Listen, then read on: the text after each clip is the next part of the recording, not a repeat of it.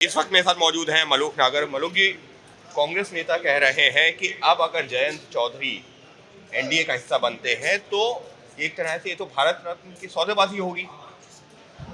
अरे कांग्रेस का नाश तो इसीलिए गया, जब भी कोई अच्छी बात होती है उसको बढ़ावा दोगे, अच्छी बात को अच्छी कहोगे तो जो सुनने वाले लोग हैं, ये 1913 जब ये लेजिस्लेटिव सिस्टम स्टार्ट हुआ कलकत्ता में, 1947 जब देश आज़ाद हुआ, 52 में जब पहली सरकार बनी, ये अलग अलग समय का देश है। आज का नौजवान, आज पूरे देश का किसान, पूरे देश का पिछड़े समाज के लोग 56% देख रहे हैं।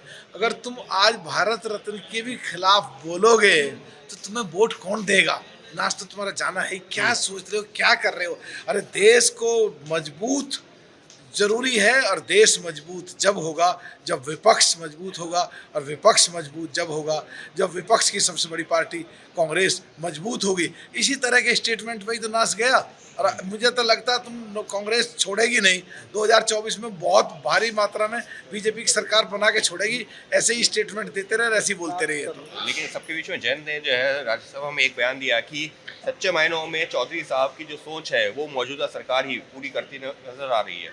देखिए किसी भी चीज़ का इस बात को ऐसे कह सकते हैं, जब कांग्रेस की सरकार थी 3 महीने प्रधानमंत्री नहीं हुए थे, कुर्सी पे से खींच के जमीन पे दे के पटक के मारा चौधरी चरण सिंह जी को, प्रधानमंत्री कुर्सी से हटा दिया, और आज भारत रत्न दिया जा रहा है। तो किसको कहेंगे किसकी सोच मिलती है? अपने आप है, अंडरस्टूड है और ऑटोमेटिक है। और अगर कोई अच्छा काम होता है देश के किसानों के लिए, गरीब मजदूरों की लड़ाई जिसने लड़ी उनके लिए, शोषितों की लड़ाई लड़ी उनके लिए, पिछड़ों की लड़ाई लड़ी उनके लिए, अगर उनको आज भारत रत्न मिलता है तो सोच किससे मिलेगी? उनसे, या जिन्होंने 3 महीने कुर्सी पर रह के और प्रधानमंत्री कुर्सी से नीचे गिरा दिए और आज तक इतने लंबे समय में भारत रत्न नहीं दिया, और 68-70 सालों में पिछड़ों की और दलितों की वोट लेते रहे और प्रधानमंत्री कुर्सी पर से हटाते रहे।